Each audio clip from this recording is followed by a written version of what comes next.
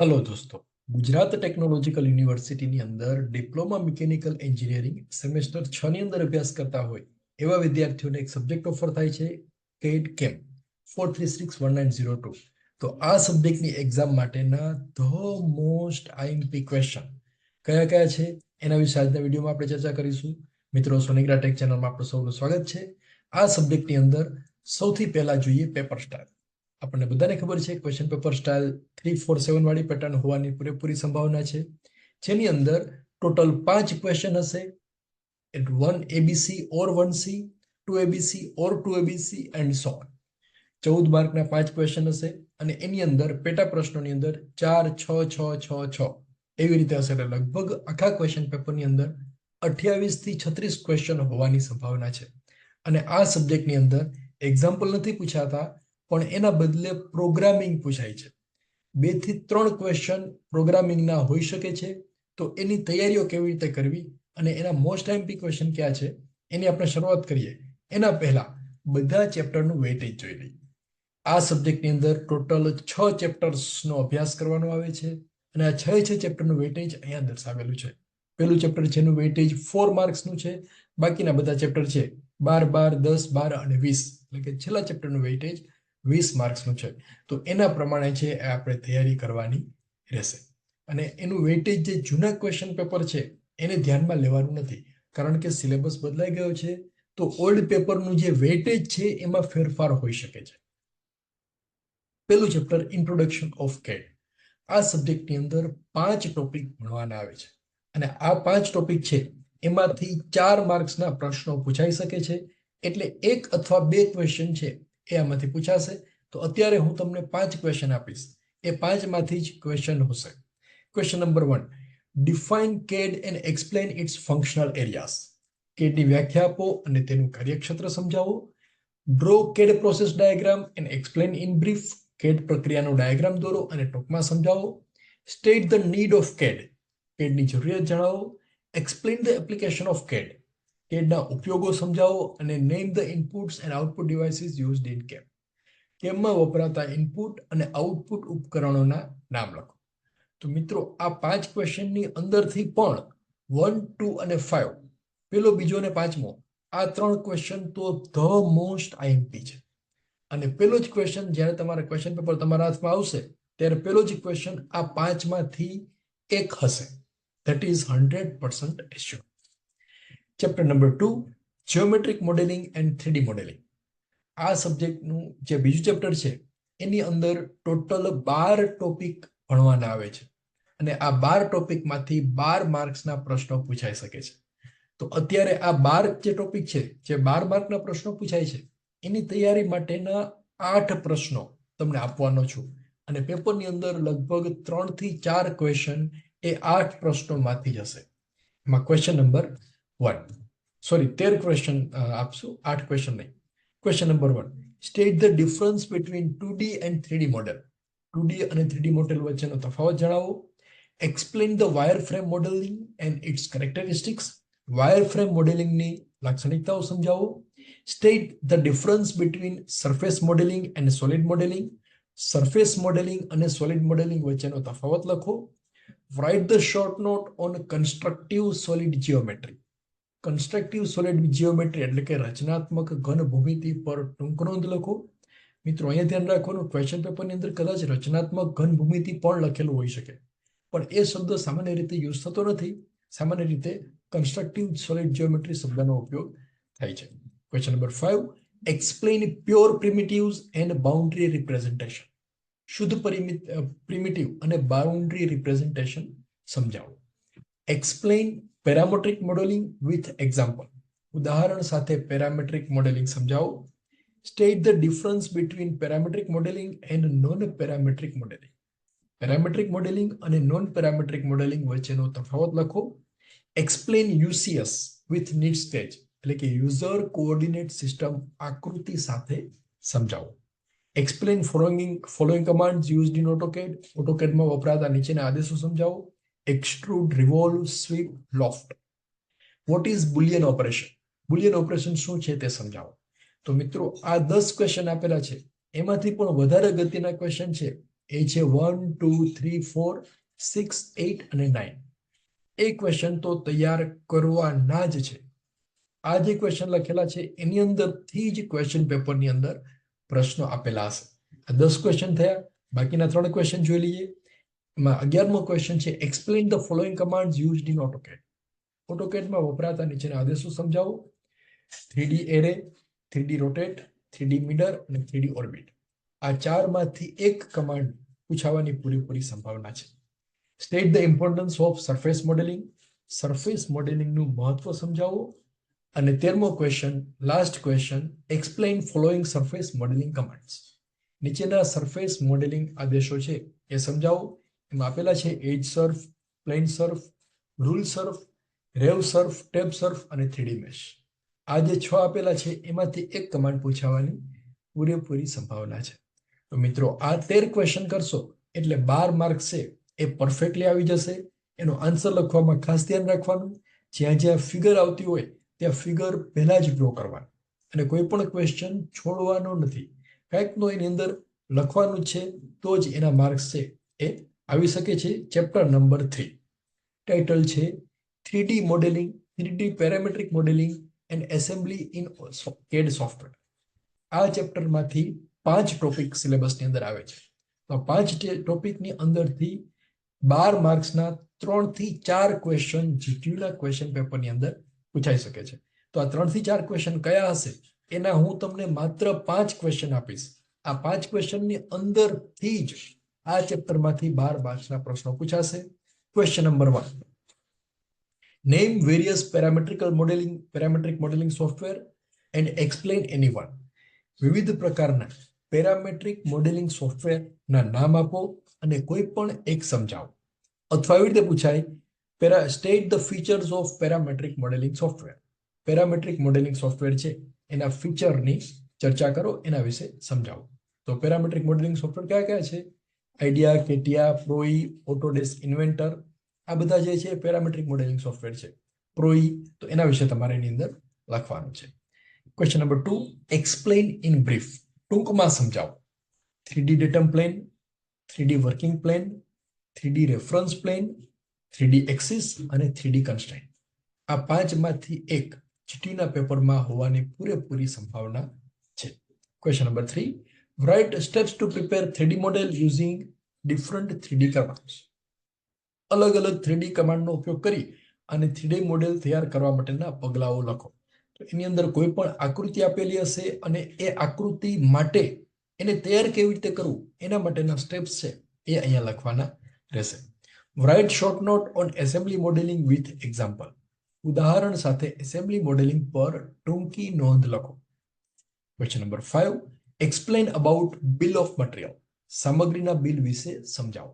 તો આ જે 5 ક્વેશ્ચન છે એ 5 ક્વેશ્ચન તૈયાર કરવાના છે. એની અંદરથી 12 માર્ક્સના પ્રશ્નો પૂછાશે.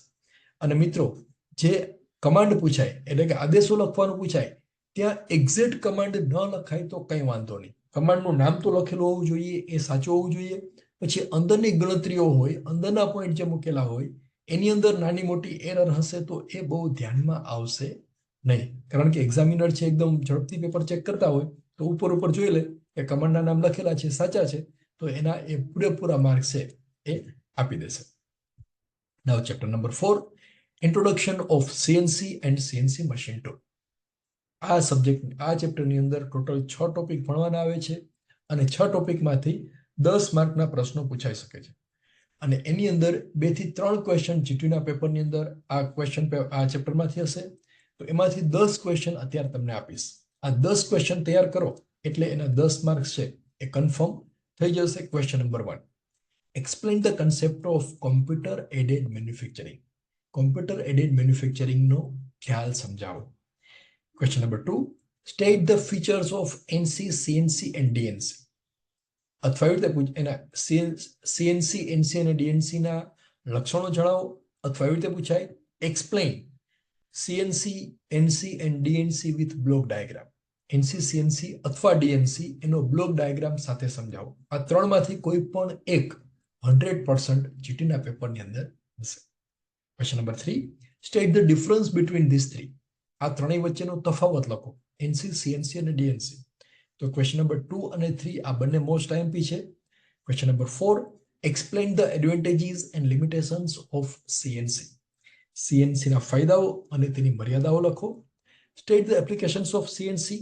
સીએનસી ના ઉપયોગો લખો. Explain the selection criteria for CNC machine.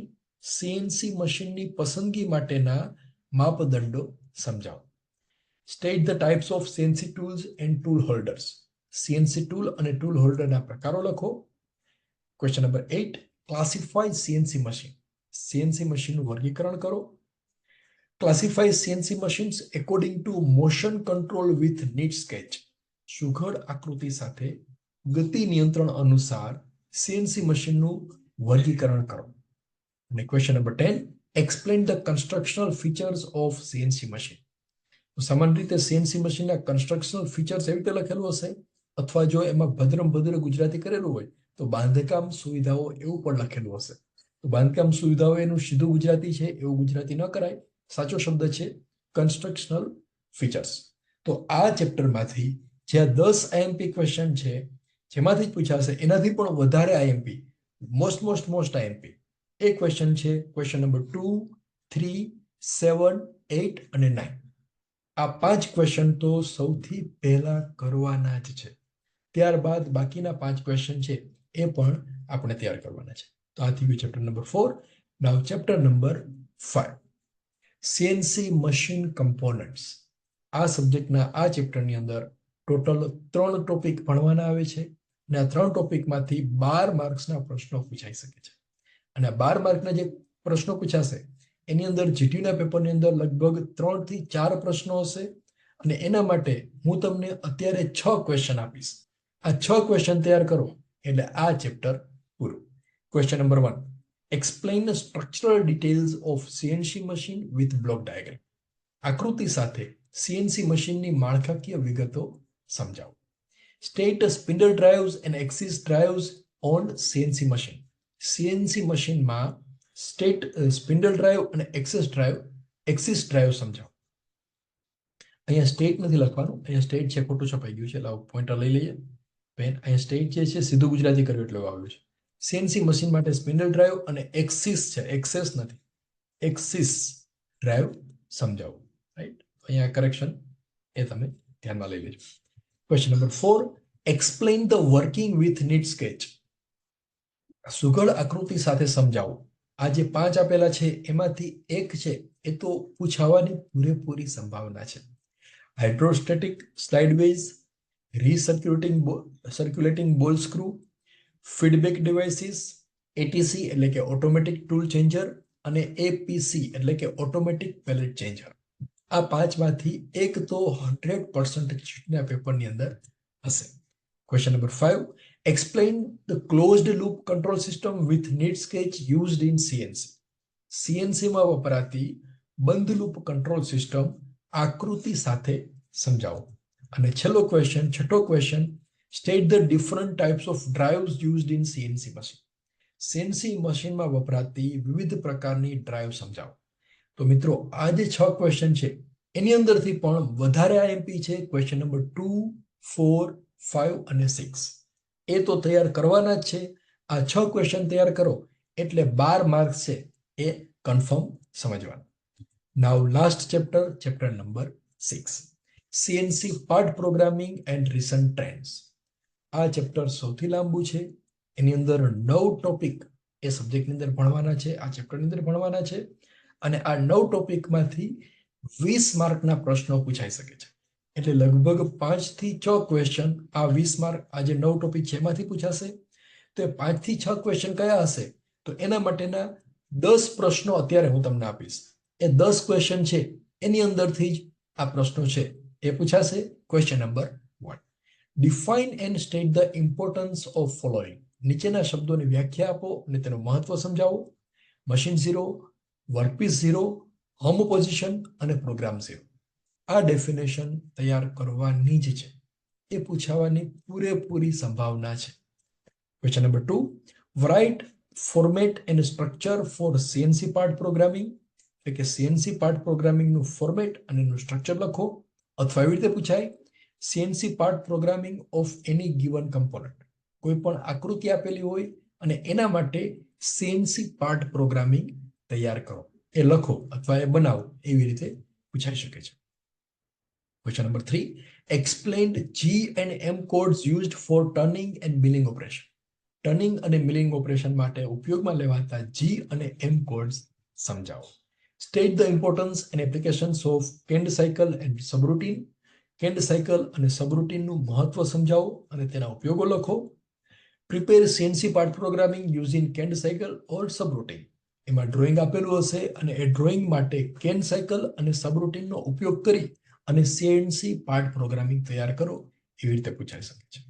Question number 6, explain tool length compensation and tool radius compensation with neat sketch. આકૃતિ સાથે tool length compensation અને tool radius compensation સમજાવો. તો આ બધા ફિગરની અંદર, બધા આન્સરની અંદર ફિગર છે એ ડ્રો કરવાની રહેશે. 7મો question, write command and steps to prepare the solid model of a given drawing. એક ફિગર આપેલી હશે, એક ડ્રોઈંગ આપેલું હશે અને એનું સોલિડ મોડેલ તૈયાર કરવા માટેના કમાન્ડ્સ, એનું લિસ્ટ અને એના સ્ટેપ્સ છે એ અહીંયા લખવાના હશે. તો અહીંયા પણ ધ્યાન રાખવાનું, એ કમાન્ડ જે લખો એની અંદર સિક્વન્સ થોડો ઘણો આડાવડો હશે તો ચાલશે, પણ કમાન્ડના નામ સાચા લખેલા હોવા જોઈએ. એના પ્રમાણે આ 7 ક્વેશ્ચન છે એ બધા મોસ્ટ આઈએમપી છે. હજી બાકીના 3 ક્વેશ્ચન છે આપું છું. Question number 8, explain pitch error compensation and tool offset with neat sketch. આકૃતિ સાથે pitch error compensation અને tool offset સમજાવો. write short note on CAM software. CAM software પર ટૂંકી નોંધ લખો. and state the applications of automated part programming method and its features. સ્વચાલિત ભાગ પ્રોગ્રામિંગની પદ્ધતિનો ઉપયોગ અને તેમાં ઉપયોગમાં આવતી સુવિધાઓનું વર્ણન કરો. તો મિત્રો આ 10 ક્વેશ્ચન કરશો એટલે 20 માર્ક છે એ આ ચેપ્ટરમાંથી આપણને આવી જશે. તો મિત્રો આ સબ્જેક્ટ માટે બધાને wish you all the best. આના પછી મશીન ડિઝાઇનની જે એક્ઝામ છે, ડિઝાઇન ઓફ મશીન એલિમેન્ટ, તો એના વિડીયો અહીંયા નીચે આપેલા છે. તો એની અંદરથી તમે તૈયારી કરી શકો છો. એનો સિલેબસ આપેલો છે, અગત્યના ક્વેશ્ચન એમાં સમજાવેલા છે, તો એ પણ તમે તૈયાર કરી શકો છો. ફરી પાછા મળીશું નવા વિડીયો સાથે. Wish you all the best.